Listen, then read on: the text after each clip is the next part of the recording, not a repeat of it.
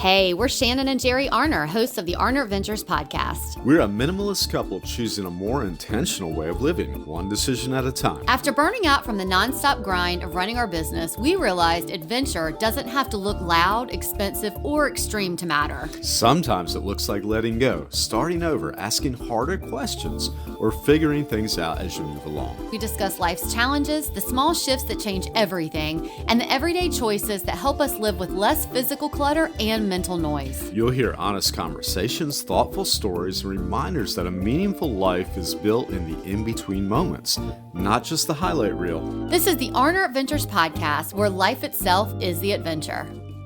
Hey everybody, I hope your January is going well for you. Yeah, we're already in the second week. Before you know it, we're going to be talking about how it's almost 2027. Oh, I digress. I don't even want to talk about that. I'm getting a little crazy here. Mm-hmm. But it is hard to believe that we're in 2026 right now. Yeah. One of the things that you may have heard us talk about on an episode, I think it was like in November, was our sort of big announcement, if you want to call it a big announcement, that we are going tiny this year. And we are in the process. I know we've lived tiny before. I was going to say we downsized dramatically when we sold our house and sold everything and moved to a 500 square foot home. But we since moved to a little bit more space, and we have decided we've got some big changes. We'll talk more about those changes as they start happening, but we are doing another big transition for us, lifestyle-wise, as far as our environment, but we are going tiny, and we're excited about it. We're excited about the challenges it presents. We're excited about the new adventures it presents. And one of the things that we talk about a lot is, our lifestyle of downsizing, and people are always asking us questions like, well, what did you do about this? What did you do about this? So we thought maybe once a month this year and through our journey, we will talk about and we'll do an episode surrounding that lifestyle, not just minimalism that we always kind of do, but the tiny lifestyle. And if it's something that you're considering, or maybe something that you are going to do, we hope that what we have been through, what we're going through to prepare, can be helpful. So what are we talking about today, Jer? Well, today, Shannon, I'm so glad you asked. The first 10 things to downsize before moving tiny. That's the thing we're talking about. Yeah. Yeah. And I know this is going to help us, and we only hope it helps some of y'all out there too. So we're moving into a tiny home, and the biggest surprise has been discovering how much stuff we'd forgotten that we'd owned. That stuff that's right in front of you, but then you got to take take ownership that you own it. So when you have plenty of space, or even a little extra space, it's easy not to notice. But planning for a smaller place will make you see all the hidden things. It's been both humbling, and it gives us a belly laugh, a chuckle. It does, right? how it just comes in. Mm-hmm. It's like, I don't really understand how it comes in so quickly, but it does. Yeah. So with this episode, you don't have to be moving to a tiny home. It could be that you want to clear out stuff, maybe thinking about downsizing a little bit. This could be for someone who's going from a 5,000 square foot home to 1,000. Or 2,000, whatever it is. Mm-hmm. It may be that people have moved out of your house and moved on, and you want to, you're tired of maintaining more space than you need. Mm-hmm. So that's why we're going to do this. And we think it's helpful to everybody, but especially someone who is in that mindset. And if you go to the show notes, you can actually access an episode that we did the end of last year, 10 things to consider before living in a tiny home. But this is different. This is the actual things to downsize before going tiny. Yeah, and just to note too, I've noticed some of those things that have come into our house have been breaking the house rules, which was when something came in, something goes out. So there have been some wily things coming into the house that have slipped past the rules and said, I'm coming in and I'm not kicking anything out. You're right. You're right. We do have to be better about that. And that's why conversations like this are helpful to sort of help us remind ourselves that we need to do that. But yeah, we've been played by some of the things that come into our house. I'm playing the role of the victim here. Yes. So anyway, yes. But that's a house rule that didn't quite It's kind of hard to stick to, I think, for a lot of people, because stuff does come in and you don't always think about it just coming in and that something else should be leaving. Yes. So, are you feeling overwhelmed by all the stuff piling up in your life? We've got something just for you. It's the Arner Ventures Declutter 365. Declutter 365 is our easy-to-follow guide designed to help you clear out the clutter from every corner of your life.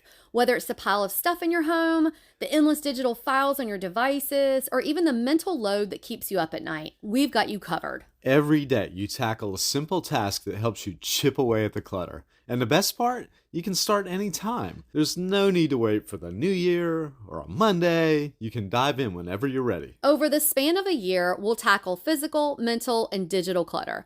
Imagine having a more organized home, a cleaner inbox, and a calmer mind, all without feeling overwhelmed. It's all about taking small, manageable steps that add to big changes. Join us on this journey to a simpler, more mindful life. Head over to arnerventures.com/shop. Let's make space for what truly matters. And now, let's get back to the show. Yeah, so I guess we can move on and tell you about the things that that you need to do here. Yeah. Yeah. So number 1 is duplicate kitchen stuff. Mm-hmm. Now, we're just going to give an example of something that happened to us as we were going through it. We still are going through all this stuff, but for example, we didn't realize that we had 3 wine openers. That's right. 3, y'all. Uh-huh. Nobody needs that many. I can't imagine a situation where we have 3 bottles. I can imagine a situation where we have 3 bottles of wine, but I can't imagine a situation where we have to open all 3 at the same time and somebody cannot wait for another wine opener to be finished. Mm-hmm. We need 1.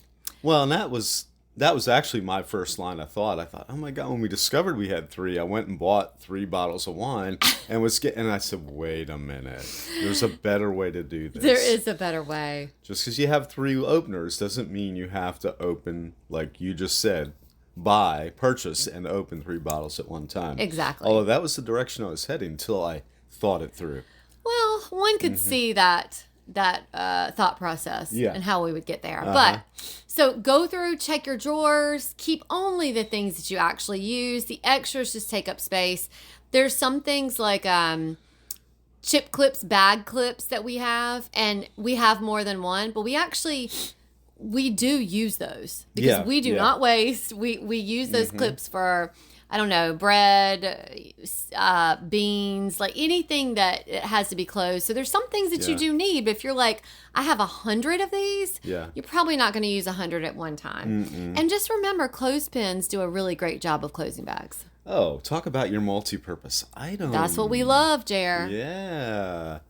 You know, we were talking about those yesterday. We forgot to bring that one up. That's something you keep that serves multi-purposes. That's right. Uh-huh. Number 2 is towels and bedding. Somehow we kept towels that should have been replaced years ago, and pillowcases that didn't match anything. Once we focused on what we really use, our closet finally made sense again. Yeah. Yeah.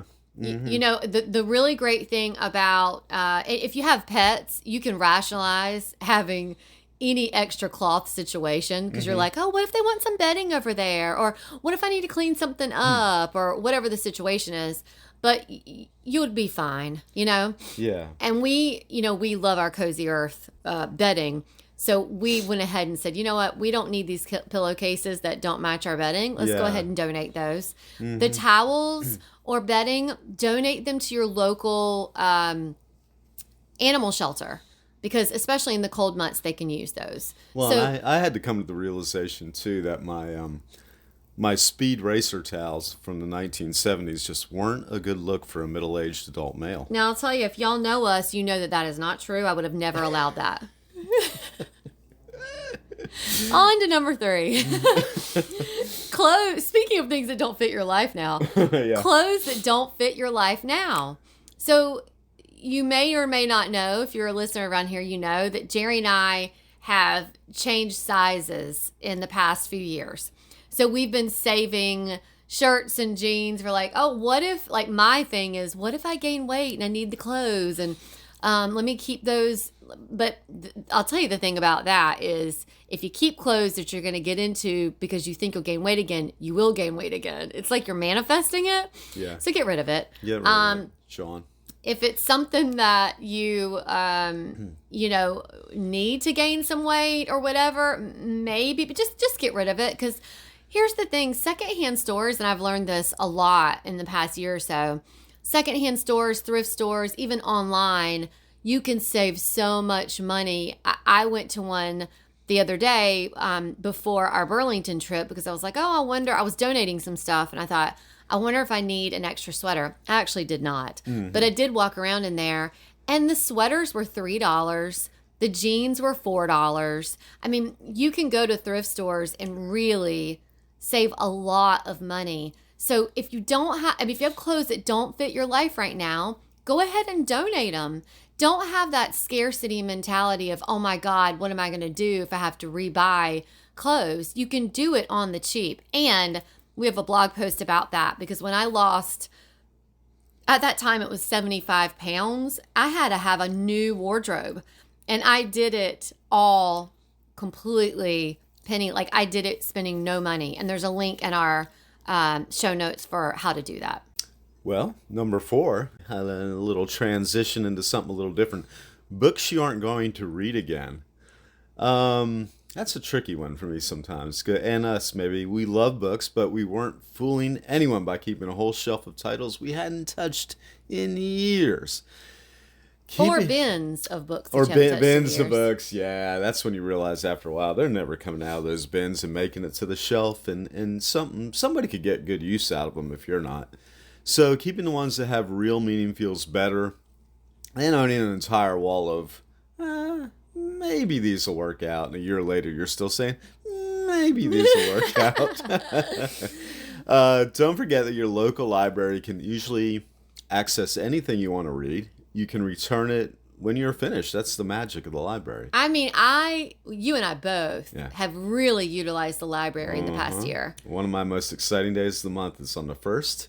When they changed the new books display rack out in the front. For the new releases. For new releases. Yeah, and they're new releases. It's not like there's a book that right now that I'm waiting to come out, and I'm hoping when we're recording this away from home, but I'm hoping when we get home that the new book that I'm waiting for is there. I hope that it is. Yeah. Or they have a table where they change the theme every month too, like a little display in October it was spooky books, and and then at Christmas it was Christmas books. Yeah. Holiday books. Yeah. And what's also nice is go to your local library, and if it's a small one like ours, you can ask them to get it from another library a lot of the times. Yeah, I did that recently. Yeah. They sent it down from another town. Okay, so number 5, since we're in January and a lot of people are putting things back up, or maybe you are going through your stuff to figure out what you're going to get rid of or as you downsize, holiday decorations. So, we open storage bins. We're pretty good about this. Yeah. But we opened storage bins and found decorations that we didn't even recognize. We weren't using them. Sometimes they were broken. Sometimes there were lights that weren't even working. We're like, why are we still having these? So if you haven't used something in the last few years, it's taken up space. If it's working, donate it. Let someone else enjoy it. If it's not working, figure out the best way to trash it and get rid of it. Sometimes, I don't know, make sure that you take the batteries out, and just things that are, if they're dangerous, I don't know, if it's like high-tech Christmas stuff, kind of be mindful of how you get rid of it. But those are things that you don't need to carry with you into a smaller space. Yeah. There's a lot of natural ways to decorate small spaces anyway. So that's something else that you should definitely consider in the top 10. Yeah, and then that kind of somewhat relatable, electronics and random cords, because they exist with your decorations sometimes. We don't know who needs to hear this. Yeah, I think we do. We know these type of people that need to hear this. It's you out there. Every home has a box of mystery tech. Oh, don't we know it? And it gets bigger every year. Yeah. Instead of buying a bigger bin to move the ever-expanding supply of electronics and random cords, think about it. Oh, I can save the money on that bin and just scale down what I have. That's right. Yeah. We dumped ours out, and half of it didn't even belong to anything that we still use. That's Recycle the dead weight. You won't need it. Something that we have learned, and it's maybe an advantage of being a Samsung family, is that our Samsung chargers fit so many other things that we have. It does. You're laughing, but it's true. Lately I have gone, wait a minute, that looks like our Samsung phone charger would work for that. Yeah. And it does, like our coats and our gloves. We That's have, right. We have some electric battery warming coats and gloves. And the charger works for that. So we don't have to have all these extra chargers, but you have one. You have a big bin and you just throw all those cords in there. Just go through it and get rid of it. And also, while we're at it, it's not on the list. If you're keeping your old boxes of like the phone that you got, get rid of that. That's right. There's no point in having the box that your cell phone came in. There's no point in having the box that your earbuds came in. Just get rid of those boxes and random cords that don't work. And you've got somebody in your house just like, well, I think I could fix that. No, just get rid of it. Just get rid of it. They're never going to fix it, and you're going to be okay without it. So get rid of it. Yeah, there's a tendency to want to do that sometimes. Like you think like something's going to happen. And I got to where now more I realize, I got to leave it there and I go, next week I'm going to look at that and be saying the same thing. Yeah. Does this thing need to go? Why doesn't it just go now? Yeah. So number 7 are extra cleaning supplies. So there was a point, not lately, but there was a point in time, probably the last time we moved, we had collected cleaning sprays like they were souvenirs. A lot of times, 100% transparency, people would send us stuff. Like in the business that we're in, we would get people sending us stuff, asking us to try it. We were like, we can't let this cleaning stuff go to waste. Well, so we ended up just having 1 million cleaning supplies. So choose a few reliable ones or make your own all-purpose cleaner like we do, and you'll be good to go. And you can donate those cleaning supplies to a local shelter, whether that be an animal shelter, domestic violence shelter, homeless shelter. They need that kind of stuff. So you can donate it, but you don't need to keep lugging those extra cleaning supplies with you when you downsize. That's right. That moves us on to number 8, paper piles. Oh, we all know about those. Old mail manuals, and man, do they pile up quick. And I think what happens is they get a little bit away from you, then there's an overwhelm because you go, oh my God, what's in there? And that's where it spirals. So you don't want it to spiral. You want to kind of try to stay ahead of the old paper piles. Old mail, manuals, and notes usually go straight to the recycling bin, but you can scan and store important documents digitally. It's a quick win that makes your home feel lighter right away, makes your brain feel lighter right away. It even better, stop the paper mail from coming to your home. And we have a link for how to do that in the show notes. And we also have a link for all about the scanning and how to digitize things. We really don't keep, and again, transparency here, we've been audited before. Tax audited. And I have everything digitally. I have nothing paper. So you don't have to keep something paper. I hear people say that sometimes. Well, I'm keeping all these papers in case I'm ever audited. Well, I have to keep 6-7 years worth of paper. No, you don't. You can scan it. You can scan that stuff. And worst case, listen, you're talking to someone who knows, and I'm not a tax accountant or advisor, so don't take my advice. I'm just going to tell you my experience. If you can't find your tax documents or you can't find something, the IRS keeps a tax transcript. So they have a transcript of your tax filings. If you get in a situation where you have to have those. Now, they don't have your receipts. You should definitely keep track of those, but just go digital. It just makes things so much better. I can't even think of anywhere where we have a stack of papers right now. No, we don't. Okay, on to number 9. Furniture that won't work in your future space. So right now, we're going to move to a smaller space, a tiny space, and we have a love seat and we have a chair. And I think they will work. Our love seat is on the struggle bus. Our dog Echo ran through the house and was like doing some zoomies and bounced on it and busted the bottom, and Jared fixed it. But so we're probably going to donate it and then work for something else, like have something else that works for our space.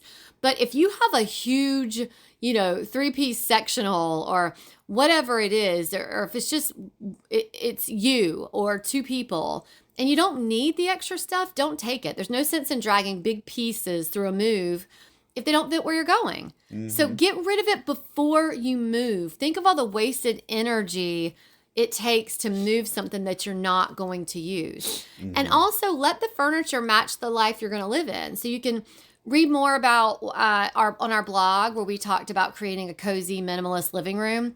We start talking about pieces that have multiple purposes. You hear us saying that a lot. Yeah. We like to have things that have dual functions, multiple purposes, especially in a small space. Mm-hmm. So consider things that have storage in an ottoman with storage, or a shelving unit that, I don't know, you put if you have your TV, or, hey, don't go a TV. We're not going to go TV. We're going a projector. Yeah. That can be anywhere. So just consider things like that. We're not taking our TV with us because it's not going to fit our space. We're going to have a different situation. So consider things like that. You might want an indoor-outdoor chair that's camouflage so that when you take it outside, it blends right in with nature. If that's your vibe. If that's your vibe. It's not ours. It's not. The comedic timing there was important. The pause. Oh, okay. Yeah. Okay. Number 10, sentimental things you kept because you felt guilty. I guess let's say guilty about getting rid of them because they were sentimental. This one hits kind of close to home, I would think, to everybody. We used to keep items only because we felt bad letting them go, not because they meant anything. Keeping the things that genuinely matter feels so much lighter. That's true. Go through your items and determine whether they can be used for dual purposes. And we've talked a lot about this when we started scaling things down. A lot of things that really meant stuff used to stay packed away, maybe in the back of an attic or something. Mm-hmm. And now a lot of things have worked their way back. Things that had sentimental value, make you feel good, have worked their way back into our regular living space. At times this happens here and there, but for us they have a dual purpose. Yeah, they do. We always looking for that. We keep souvenir coffee mugs, just 2 of them, because they mean something to us, where we got them, or what that place where we got them from is, if it's special to us or whatever. And we use them every day. We use them every day. There are coffee mugs every day. So it's not like we just got them as a souvenir and they're set up in a cabinet. We use them every day. Yeah, you're done with it. You clean it out and it's ready for the next day. That's right. Mm-hmm. Yeah. So, at the end of the day, when you clear your stuff, and we talk about this all the time, but it's just, it never gets old. It's always a great reminder. When you clear your stuff, you clear your mind, and this is so honest and true. So for us, moving into a tiny home has shown us how easy it is to let things pile up when you have the space. Just having a little bit of extra space, we've let the stuff pile up. So clearing out using these 10 categories has made our home feel calmer, and the move is going to be less overwhelming. Yep. Even if you're not going tiny, this is just a great way to make your space work better for you. It's something you can do right now, even if you're not changing your space, you're not changing where you're living, nothing. It's just something that's going to be really helpful for you if you do it. And if you need some help, once again, we have our free 30-day declutter plan and Declutter 365 to get you started. If this episode resonated with you, or you know someone who might need to hear it, feel free to share it along. That truly means a lot to us. You can also support the podcast by leaving a 5-star review or rating on the platform you're listening on. It helps more than you probably realize. Make sure you're subscribed so you don't miss future episodes. You can always find us, the show notes, and the brands that support the podcast at warneradventures.com. Until next time, here's to the small adventures, the hard ones, and everything in between. Bye-bye.